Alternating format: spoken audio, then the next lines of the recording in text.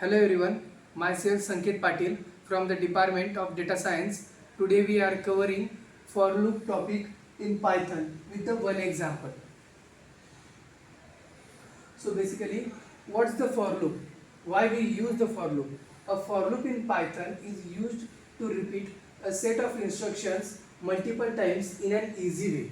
Instead of writing same code again and again, we use a for loop to automatically go through a sequence like a list, string, or a range of numbers. For example, if we want to print a number from 1 to 5, the for loop will do it. It is in just a few lines of code. By taking it works by taking the value of time at a time from a sequence and running the code inside a loop. This makes our program shorter, cleaner, and more efficient. What's the main problem? The problem is repeating tasks manually. The scenario, imagine you have a list of odd numbers like 1, 3, 5, 7 and need to print each one. So the manual approach is print odd 0, likely odds 1, odds 2, odds 3. So instead of that, we can use for loop. The main issue is not scalable, difficult to maintain, fragile, prone to index error if the list changes. Here is the solution: Python's for loop. What it does: for loop automates repetitive tasks by iterating over a collection, executing code once for each item. Here is the flowchart for a Python's for loop.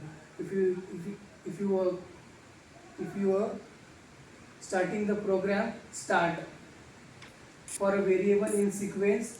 The condition, here is the condition. If condition is true, yes, body of loop follows and code ends. If condition fails, condition fails, then direct ends.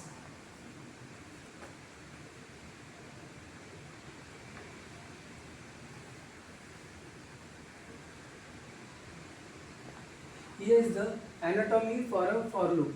For keyword. Start the loop definition. In keyword.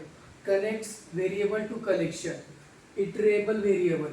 Temporary holds each item during iteration. Collection.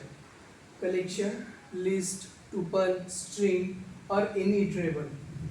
Is the colon, ends the loop header line, and intended block code executed for each iteration.